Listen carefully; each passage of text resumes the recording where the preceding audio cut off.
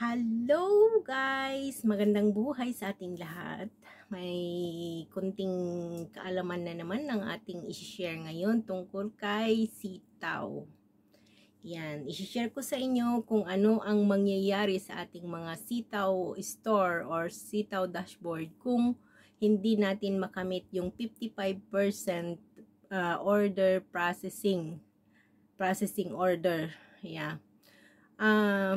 Nagtanong ako sa live nila sa sitaw ngayon at kaninang umaga kung anong mangyayari sa ating mga sitaw shop.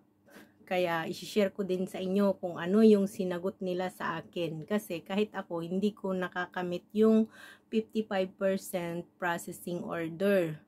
So, kung ano yung sinagot sa akin ay i-share ko din sa inyo. Ang sagot sa akin is kung dalawang beses kasi silang mag-update or mag-check sa ating mga sitaw store kung ilang percent yung ating mga order process, yung mga order na na-process na natin.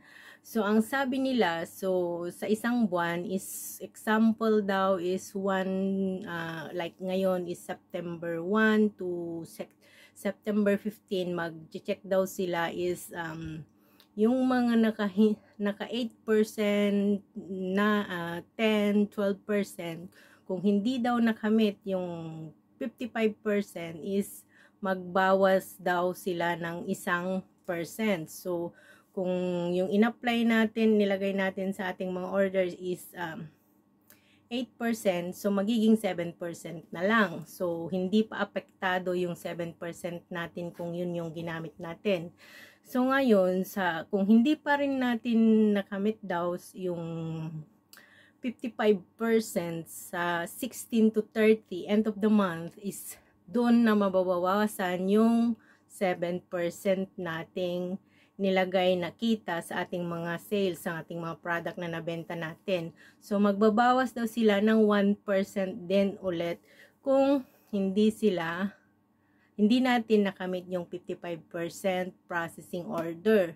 So, yung puhunan natin, walang mababawas doon. Doon lang sa profit natin. So, okay lang din kahit papaano. At least, may kita pa rin ba? 'Di ba? Para sa akin, okay lang. Pero yung mga iba, nagrereklamo sila. Sabi nila, may bawas pa. So, para sa akin is okay na yun. Kahit papaano may kita. At kumikita naman. So, yung mga hindi pa nakapag-register kay Sitaw, eto na ako nagpapatunay na legit si Sitaw, mag-register na. Ilalagay ko sa description ko ang link kung saan tayo magre-register at ilagay ko din sa aking description ang aking referral code. At sa paggamit nyo ng aking referral code is magkakaroon ako ng 3% commission sa bawat sales po ninyo.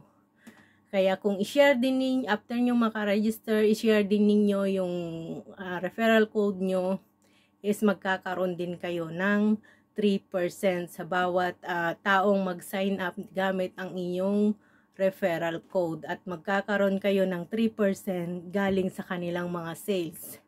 Hindi po manggagaling sa inyong kita, kundi sa sales ang ibibigay sa yung percentage ng mga nag-invite sa inyo. Yung mga in-invite ninyo.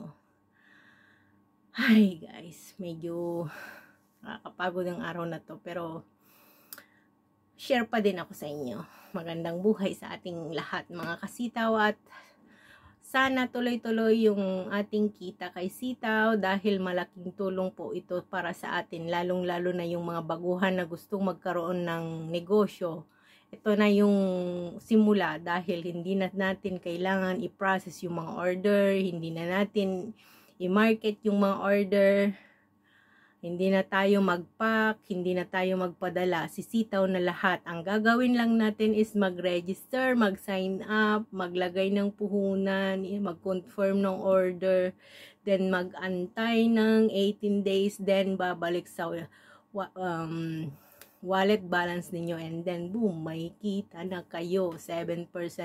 Okay na yung 7%, wag na kayong mag-assume ng mas malaki kung hindi naman natin kaya. Pero kung kaya natin at may 100,000 tayong puhunan, why not, 'di ba? Pero kung hindi naman natin kaya, okay na yung 10,000 na umpisa. 5,000, okay na rin yun. At least meron, 'di ba? Hindi yung natutulog lang yung pera ninyo sa tabi, nagagastos lang kung saan-saan.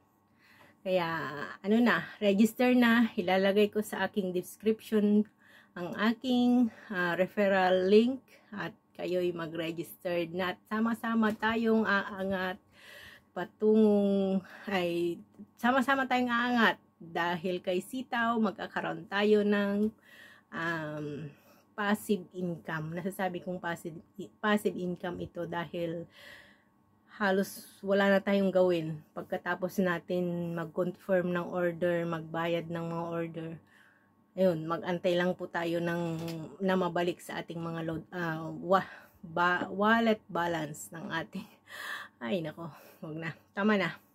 Ayan guys. Okay, bye-bye. Follow for more or subscribe. Paki-subscribe lang po kung nagustuhan nyo ang aking mga videos para lagi kayong notify sa aking mga videos. Paki-click yung notification all para lagi kayong updated. So, see you next time. Bye-bye.